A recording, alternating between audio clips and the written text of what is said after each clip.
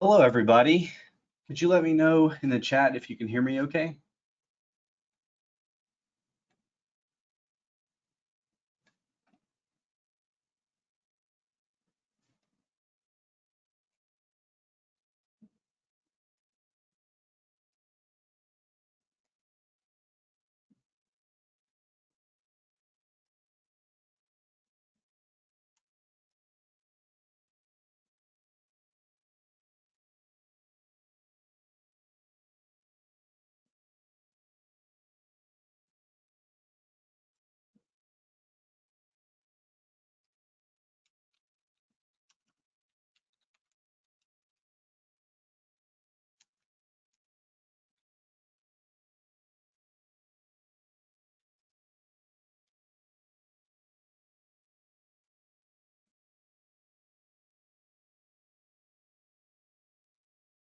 Okay.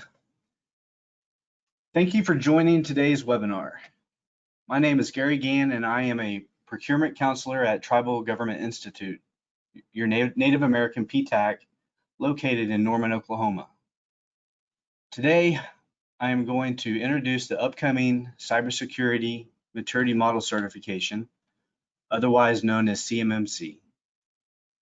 I'm going to do my best to cover the basics in a way that you can understand, and you don't have to worry about taking screenshots of the presentation slides because I'm going to email the slides to you and also post them on our website. I'll be more than happy to take questions at the end of the discussion. You can send a question through the chat and I'll be more than happy to answer it. So here's today's agenda. We're going to discuss the threat, how the CMMC was derived, what is being protected, the CMMC framework overview. We're going to cover the CMMC Level 1 safeguards, and lastly, we will discuss a few key takeaways.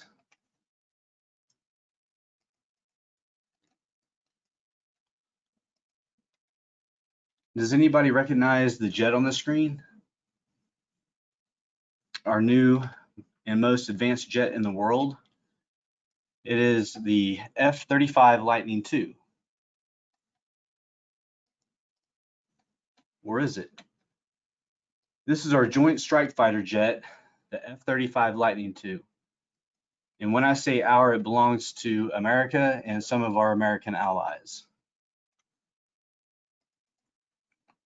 On the left, you will see the Chinese knockoff, the J-31, and on the right is the F-35 Lightning II. You will notice some differences like the antenna on the nose cone of the J-31, and the J-31 has multiple engines. The F-35 Lightning II on the right is a single engine jet without an antenna on the nose cone. Other than that, they are virtually identical in their design. The F-35 costs around $100 million, and the J-31 only cost China around $10 million. We allocated a ton of money and resources to develop the F-35, and China stole the design specifications and the manufacturing process that allowed them to keep up with our defense technology. China has shifted from focusing on in-person spying, and now they are primarily stealing information through cybersecurity breaches. And China is not the only one doing this with our defense technology. There are a lot of bad actors out there, and a lot of our adversaries are attempting to do the same thing. And they are doing this across all industry sectors across the board. All of our adversaries are trying to steal our intellectual property and competitive advantage.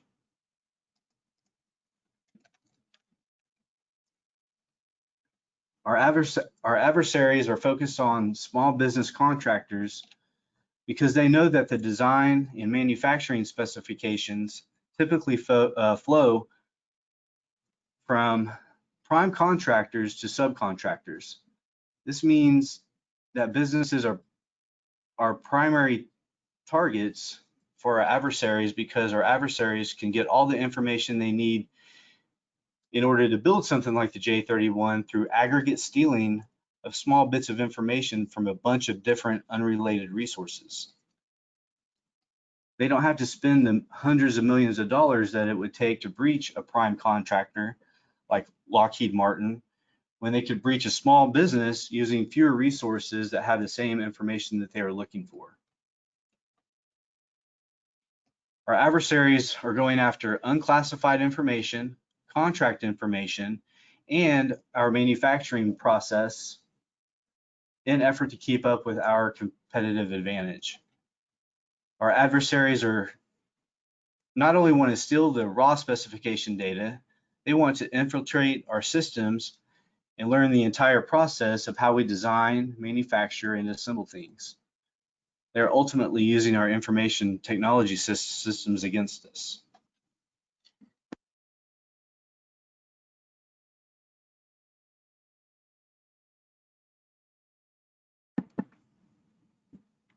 So, how is a cybersecurity maturity model certification derived? CMMC was derived from existing safeguards contained in FAR Clause 52-204-21, DFARS Clause 252-204-712, and the NIST 800 series. As of right now, when you sign a DoD contract, you are self-attesting that you are already following these regulations.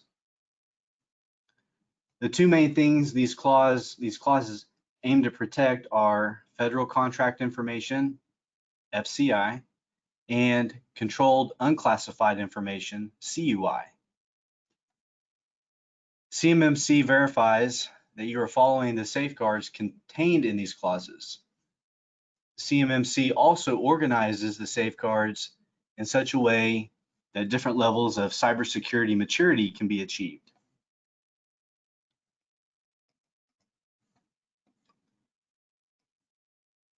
When reading through the FAR and DFARS clauses mentioned here, you will see the terms safeguarding, federal contract information, and covered defense information. Safeguarding is the measures or controls that are implemented to protect information systems from theft of federal contract information and covered defense information. I included some helpful links here so you can take a look at these clauses, because you're basically currently self-attesting that you're following these guidelines whenever you sign a Department of Defense contract.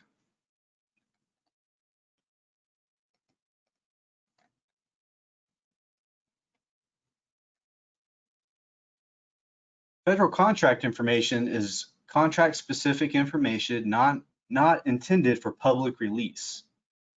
This will be the detailed specification information you receive if you are awarded the contract.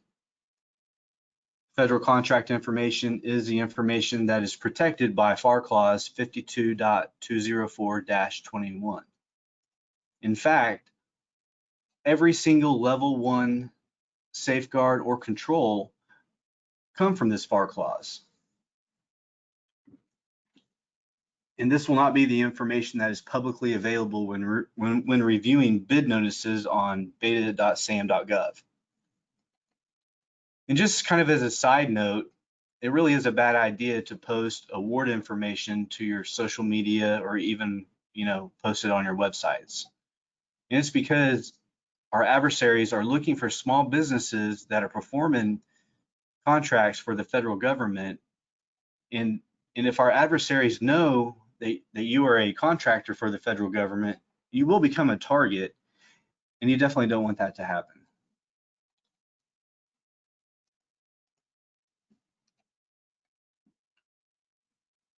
So here we have covered defense information.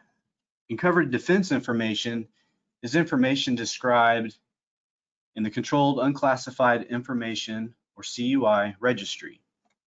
I highly recommend that you review the CUI registry so you will have a good idea of what information is considered CUI. And covered defense information, or CUI, is protected by NIST SP 800-171 and enforced by DFARS 252.204-712. And the protection of CUI is aimed at levels 3, 4, and 5 and geared towards prime contractors and subcontractors. And just kind of as a side note, it is the responsibility of the prime contractor to use subcontractors that are CMMC certified. So that's kind of why all this stuff is really important. Even if you aren't, going after a prime contract, just being used as a subcontractor, you're going to have to be CMMC certified at some point in the near future.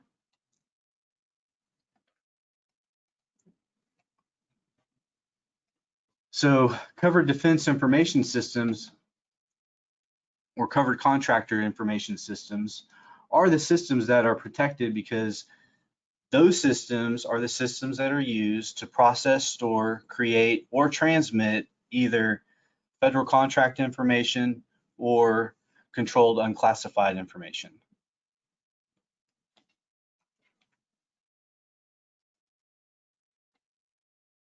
And here I listed some examples of what is considered controlled unclassified information. And it's very important to understand whether you process, store, create, or transmit this controlled unclassified information. Because at the end of the day, that is what is going to determine what CMMC level requirement your business must achieve.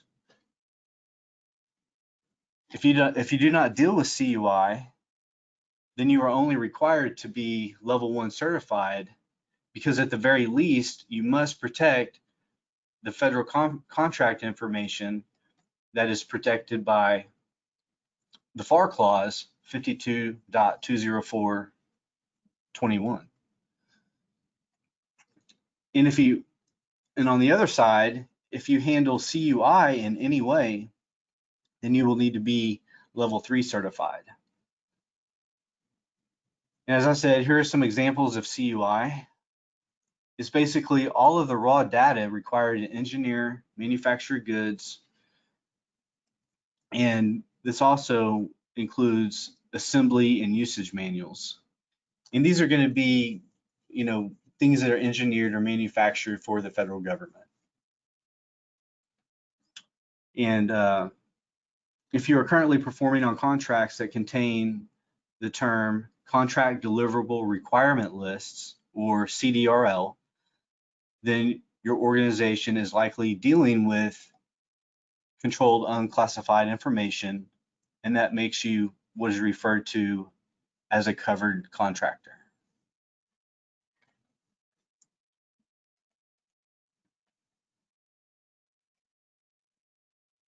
So what is a covered system? A covered system is a system that utilizes CUI in any way. It can be computer-aided design systems, Microsoft Office solutions that develop documentation, email systems that transmit CUI to other domains, and even cloud systems that store your documents that contain CUI. Solutions used only for your general business requirements are not covered and not subject to the requirements. This means that you have a critical decision to make. Do you separate your organizational systems from covered systems and implement the required safeguards to cover only covered systems, or do you commingle covered systems and organizational systems and then implement the required safeguards across the entire organization? This will ultimately be your decision, but all systems that handle CUI must be safeguarded.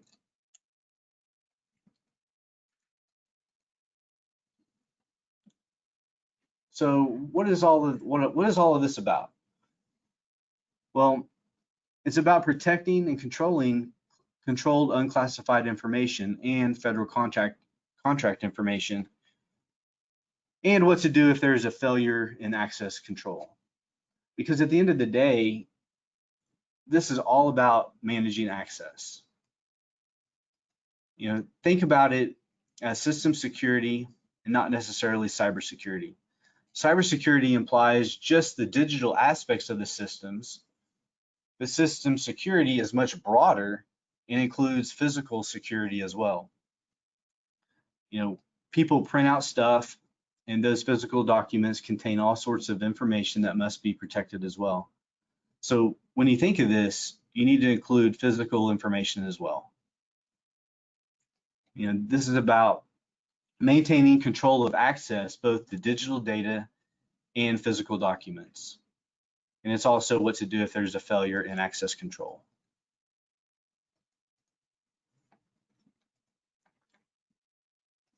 So as small businesses, you all should have an accounting system of some sort that you pay attention to in order to be successful in business. You can think of cybersecurity like you do your accounting. You have to pay attention to it, and there are rules that you have to adhere to. The goal here today is to get into the level 1 requirements, because that's where most of you, at the very least, will need to be. And every company within the defense supply chain will ultimately be affected by the CMMC. All federal contractors and all defense contractors are going to be required to have some level of certification with respect to the cybersecurity model.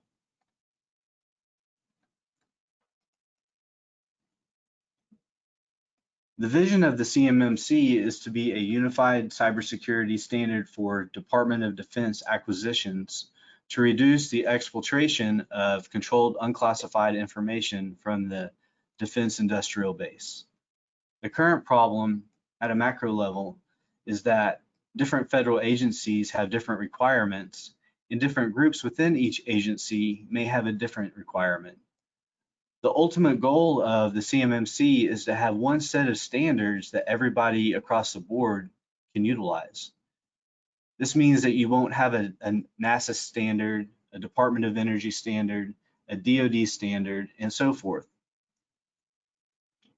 And it's expected that other federal agencies will eventually adopt CMMC, because having one set of standards makes life easier for everyone, including businesses in the government acquisition supply chain.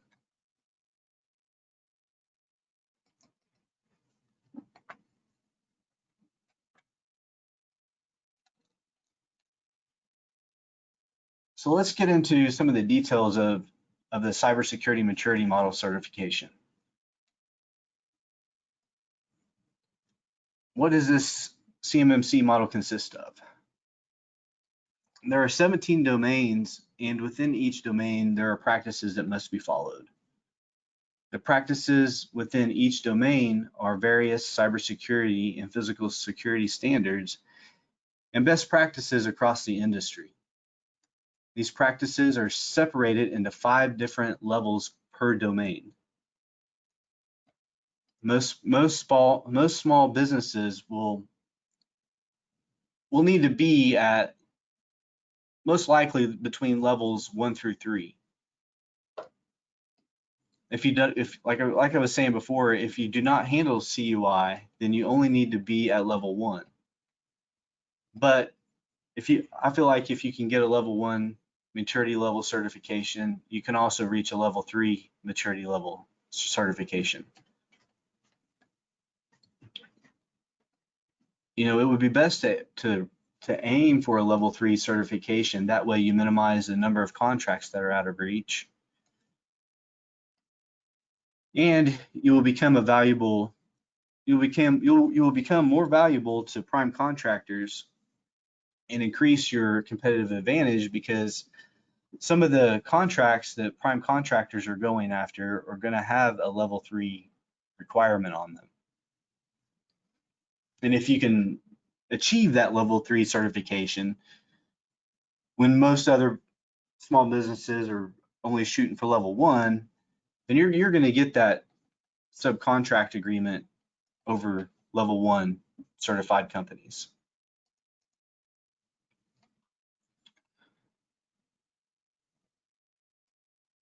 So the CMMC framework consists of 17 domains. A lot of these domains came from the NIST 800 series, specifically NIST 800-171, which originally contained 14 of these domains. And basically took those 14 domains from NIST 800-171 and added 3 more for this CMMC model.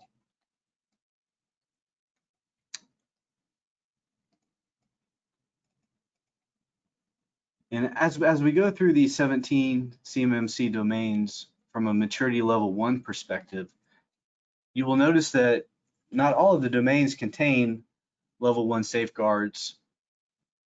And that's because some of these domains are reserved for higher level cybersecurity requirements.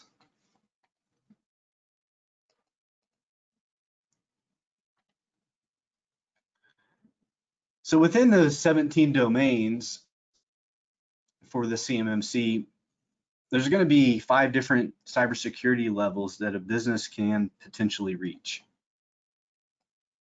The level 1 is considered basic hygiene and consists of all 17 practices that are outlined in FAR Clause 52.204-21. Each subsequent maturity level takes on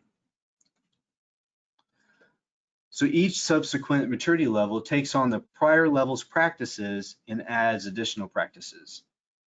Each individual DoD contract will have its own level requirement that a business must be certified for in order to be awarded that contract. That is why we recommend to, businesses aim to reach a level 3 certification. That way you can minimize the number of contracts that are out of reach.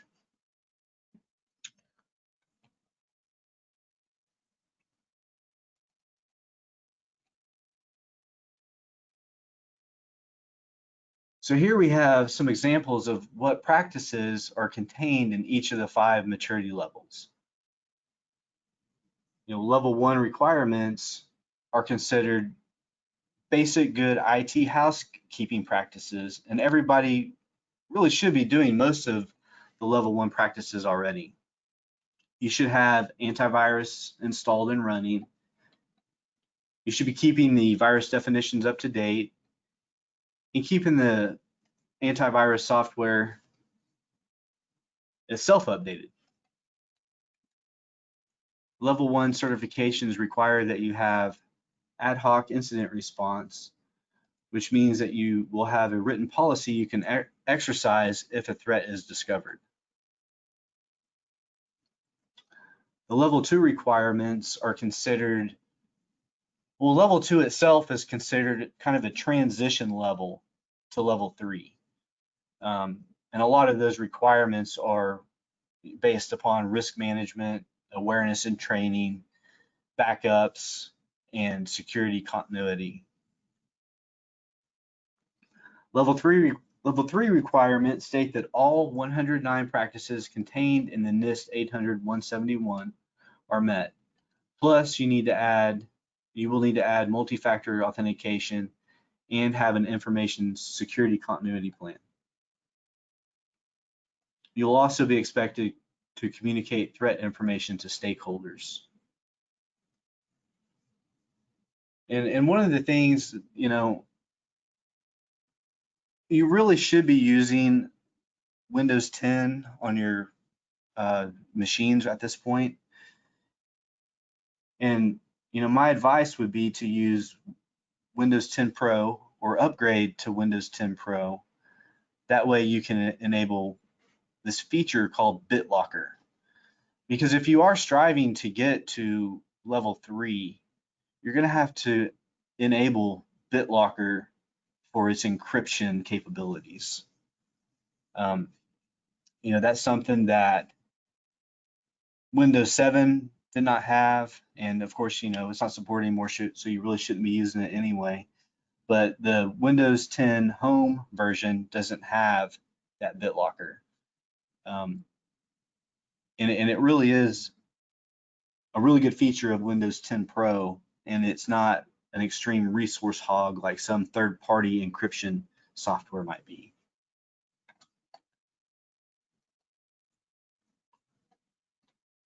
The level 4 and level 5 requirements are aimed more for primes like Boeing, Lockheed Martin, GE, etc.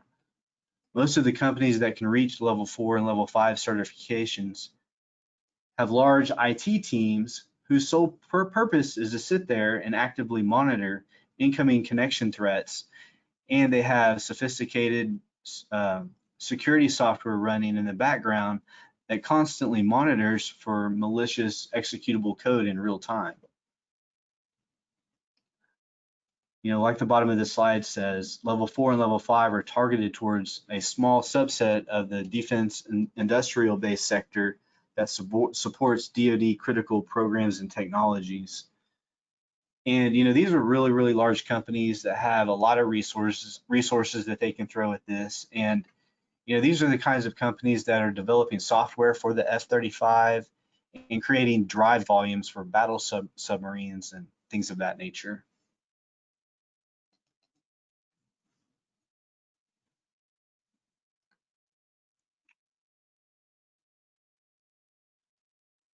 So around 70 to 80% of small businesses will most likely be at the lowest level, which is level 1.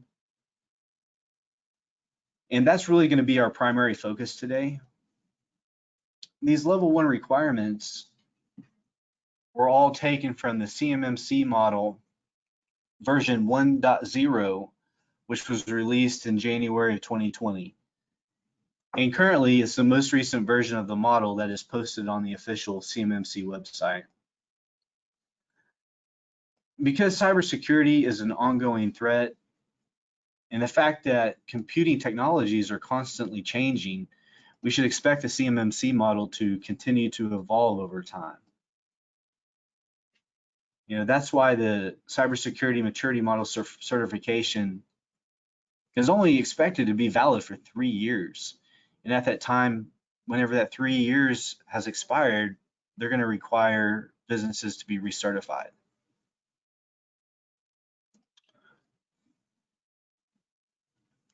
And of course, you know, the higher levels, levels 4 and 5, are going to have their own resources. You know, they're going to be able just to sit there and actively monitor the systems and the incoming threats.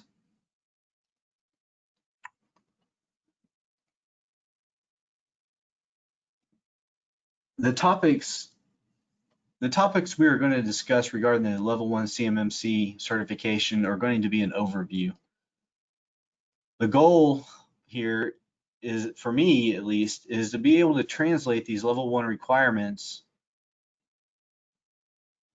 you know, into a discussion that everybody can understand. You know, this stuff is kind of complicated. You know, it can get kind of nasty in some areas, some of the domains.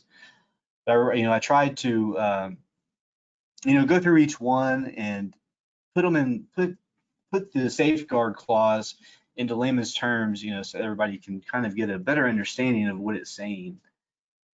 You know, because I just, you know, want everybody to walk away from this webinar with it. It's a high level understanding of what the level 1 practices are and how they are and how they fit into the, you know, the different 17 CMMC domains. The level 1 requirements are based on good IT standards. Many small businesses don't have an IT department, but those businesses that are fortunate enough to have an IT department should already be doing most of these things. There really isn't anything here that is beyond standard IT practices, at least at a level 1 perspective. The problem is that people get busy and they don't always do the things that they're supposed to do. And one thing to remember is that when we look at this, the practices are not only for digital cybersecurity, physical security is included as well. So the other thing is that when companies look at these things, even from a level 1 perspective, is that they're going to have a policy that guides how they have implemented these things.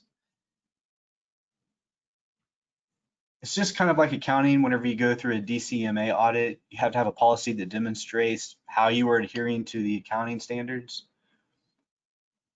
they're going to want you to do the same thing.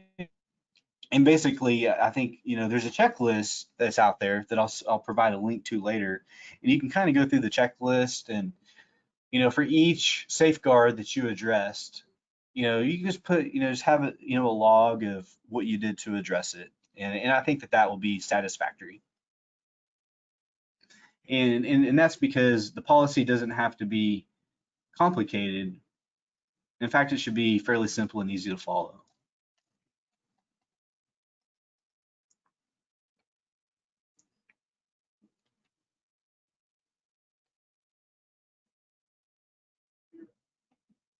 So we're going to kind of get into looking at some of these different domains. There's going to be 17 of them.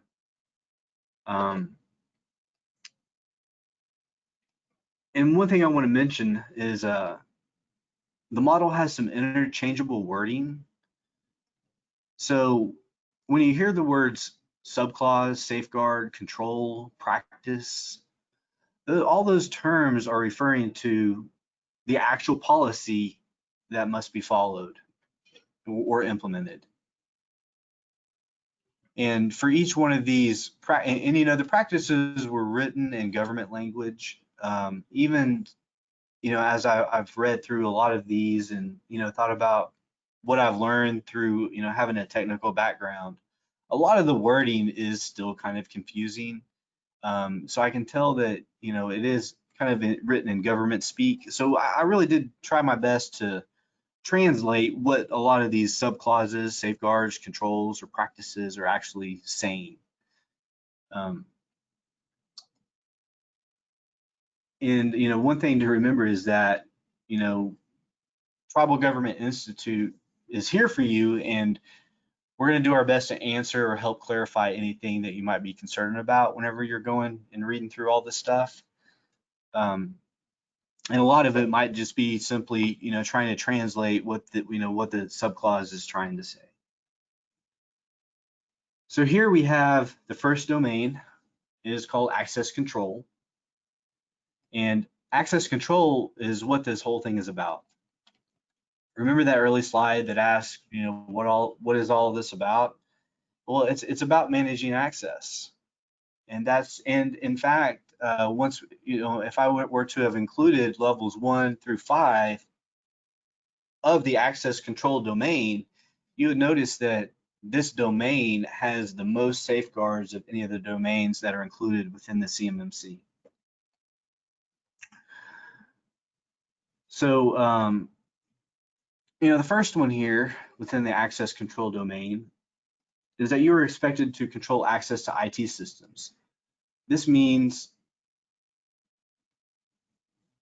you're going to have user registration and deregistration, as well as access provisioning, which means that you're going to have everybody is going to have a unique user. And if those people leave the company, those users are going to have to be removed. And you're going to have to separate user accounts from domain accounts, and service accounts that execute Windows services, as well as any scheduled tasks that may be running as a unique user as well. So basically you don't want your user account to be the account executing any Windows service that might be processing CUI, or any scheduled task that might be dealing with CUI. You want those Windows services and scheduled tasks to be running as a unique user. The second one, you may need to implement user groups that only grant the minimal privileges to conduct work. Even if you are a one-person business, you should have a domain account and a user account. The reason is if you are hacked, the hacker will be able to execute all operations that the user that was logged into Windows at the time of the breach had granted to them. And you don't want your daily user account to be able to change Windows settings or execute a dangerous operation such as Format C.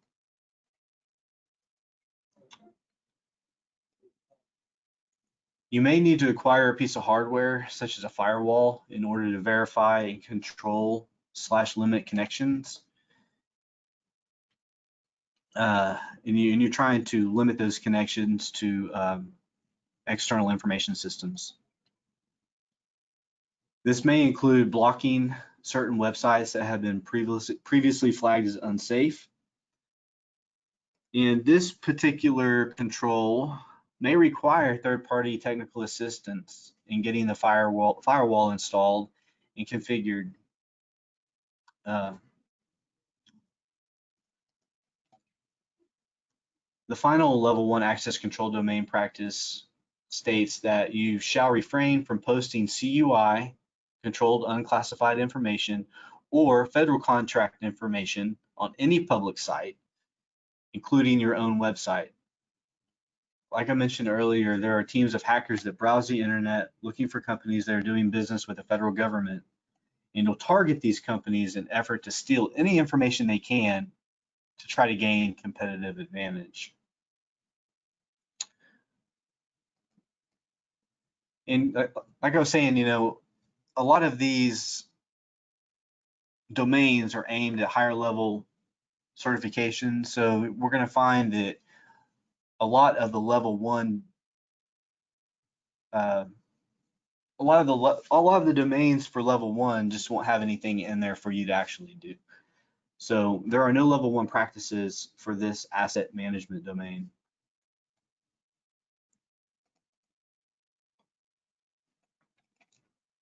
And the second domain, the audit and accountability domain, doesn't have a level 1 practice either.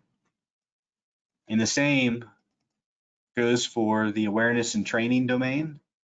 There's not any level 1 practices that have to be implemented. And there are no level 1 practices for the configuration management domain. So we're already on the 6th domain out of the 17. And the 6th domain is identification and authentication. And like I mentioned a few minutes ago, you're expected to require individual usernames and passwords for all users. Windows services and any scheduled tasks should run as a unique user and have a unique password. If you have a guest that needs to use your computer, they should be given a guest user with a temporary password, and that temporary user should have the most basic permissions that will allow them to do what they need to do. If you need to loan a device to a user within your organization, you'll need to have a checkout system that contains a timestamp that logs when they left with the device, you know, and when the device was returned. And, you know, of course you should have, you know, the date and time as part of your timestamp. There's not any level 1 practices for the incident response domain.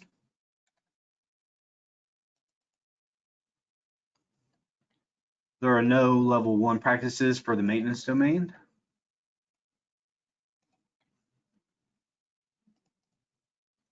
So the 9th domain is media protection. We do have a control here. So they don't want you to place physical documents that contain controlled unclassified information or federal contract information in the trash can. All documents that contain CUI or FCI need to be shredded first and then disposed of. This also applies to digital drives in computers and even printers. And if you don't have the means to properly destroy all hardware that contained CUI or FCI, there are companies around that perform digital sanitation and device destruction for you. And it's pretty cool because you give them your piece of hardware, they'll put a serial number on it, and then you can log into their website and kind of track the progress of those sanitation and destruction efforts. And you'll get a notification the minute that that particular piece of hardware has been officially destroyed. And you can retain that for your records. You can keep that is part of your log that you can, be able to, demonstrate if, you were audited or something. You could show the exact day and time who destroyed it and, what the serial number that was on there that they put on there for their internal tracking.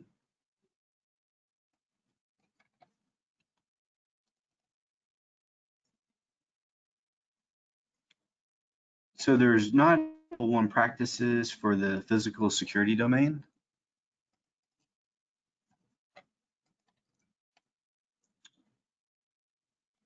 So the 11th domain is physical protection. This one should be really easy to implement.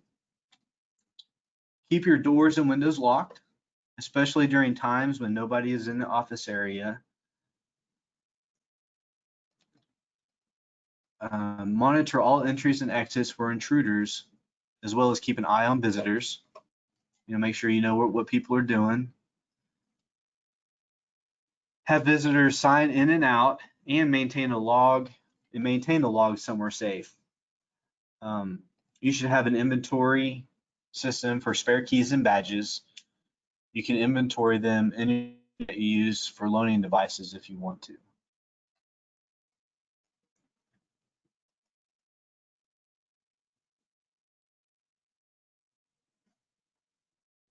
There are no practices for the recovery domain. There are not any level 1 practices for the risk management domain. There aren't any practices or practices for the security assessment domain. There are no level practices for the situational awareness domain.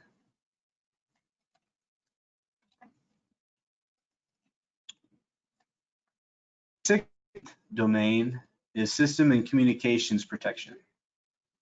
The 2 level 1 safeguards here may require third-party assistance to implement.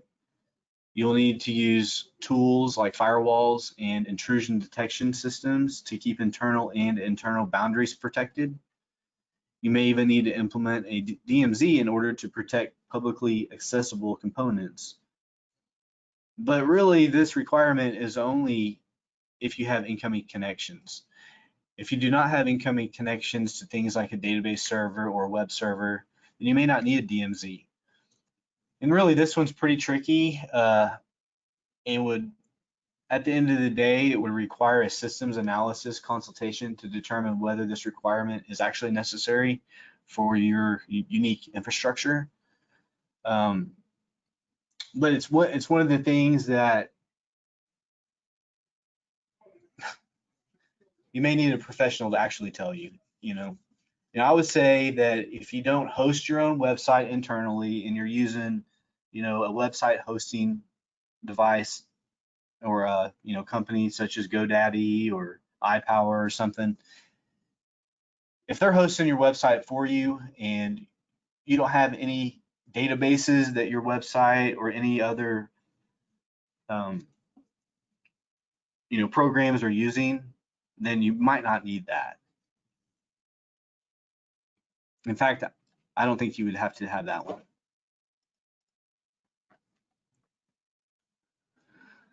Okay, so the final domain of the 17 is system information integrity. This one should also be fairly easy to implement. You just have to make sure that all your system software is up to date and patched with the most recent hotfixes.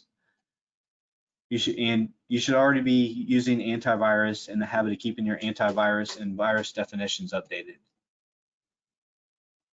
And the most important thing here is to use your antivirus's active monitoring functionality and configure your antivirus to execute full daily scans or full scans daily. Basically, just use your antivirus, make sure it's up to date, make sure your virus definitions are up to date.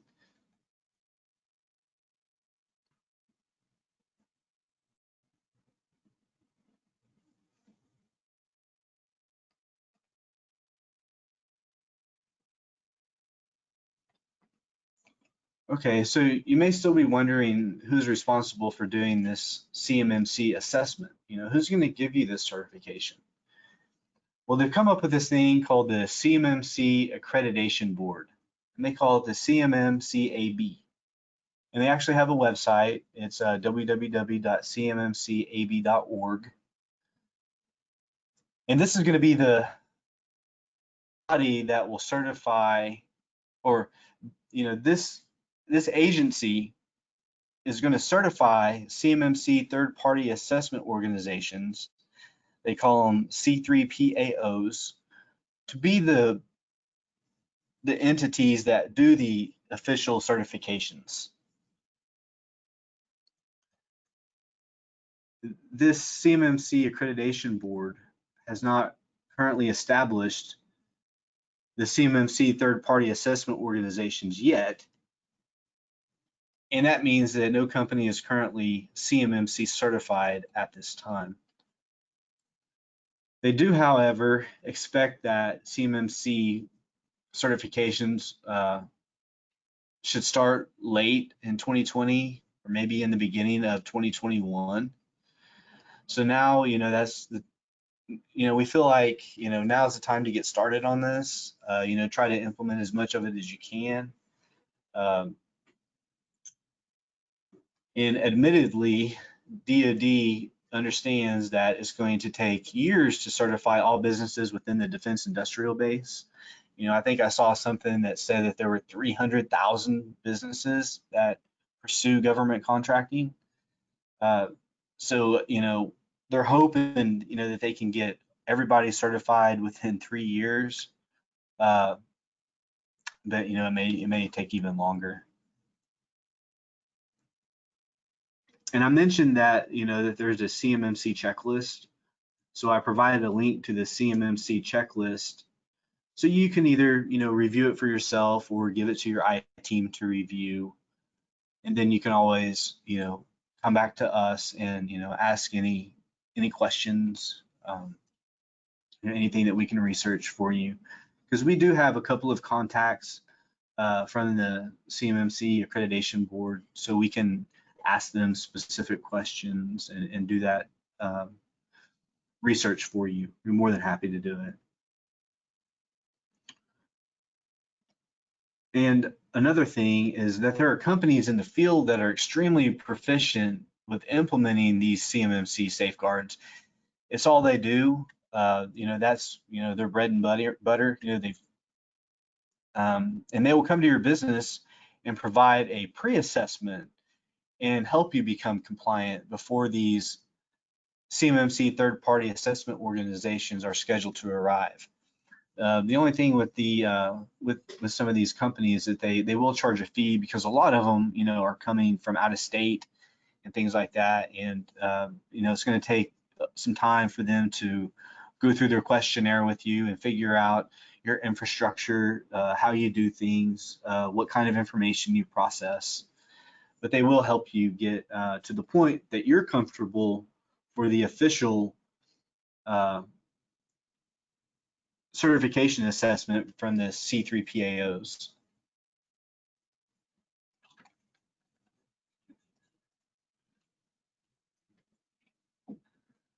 I included a link here because I mentioned that a big part of this is having a capability to report a cyber incident response. So this link right here is a link that you can go to that you can report that there may have been a breach within your network or domain. And I think that they have some questions and stuff there, but they want to know if you've been breached. That way they can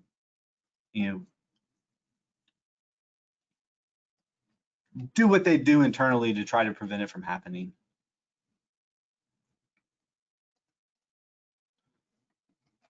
So we're almost finished here. I just wanted to put some key takeaways, kind of a summary slide, I guess, in a sense.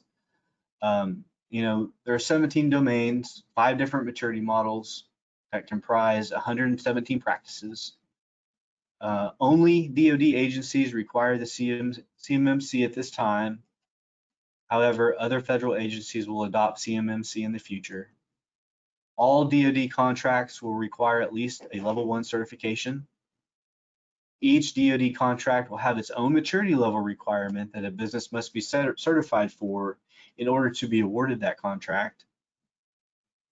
Levels 1 through 3 are more aimed towards subcontractors. Levels 4 and 5 are aimed at prime contractors, because the requirements within level 4 and level 5 are pretty serious. Take a lot of resources to implement and keep going. Prime contractors are held responsible for the subcontractors having a CMMC certification. The CMMC certification is valid for 3 years. The CMMC Accreditation Board will be the body that certifies the third-party assessment organizations, which will ultimately be the ones that are doing these CMMC certifications.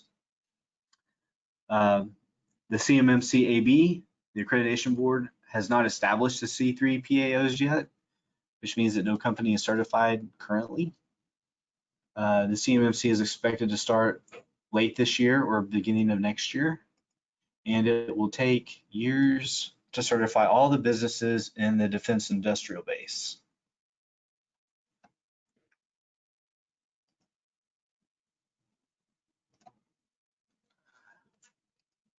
Okay, that right there concludes everything that I wanted to talk about today, at least from a level 1 perspective.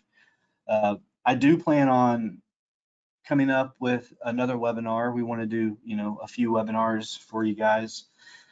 I want to do one that covers the level 2 and level 3 requirements. At the beginning of that webinar, I might include just some highlights from this one, some things I feel like are important to kind of remember before we do the level 1 or the level 2 and level 3s. But the level 2 and level 3 safeguards, controls, practices, measures, they're a lot more in depth, and there's a lot more of them. Just to get level 1 certified, you only have to implement 17 safeguards.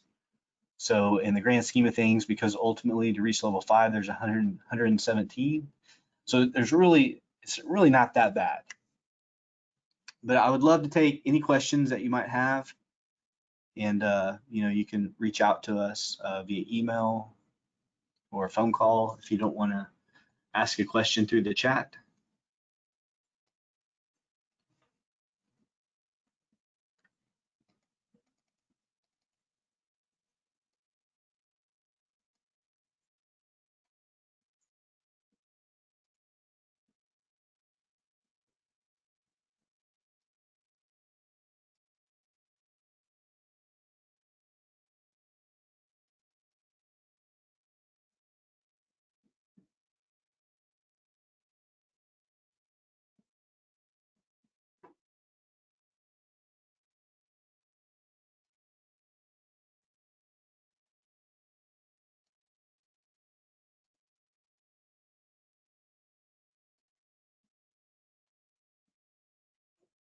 Okay, I'm not seeing any questions coming through chat, but we are here for you.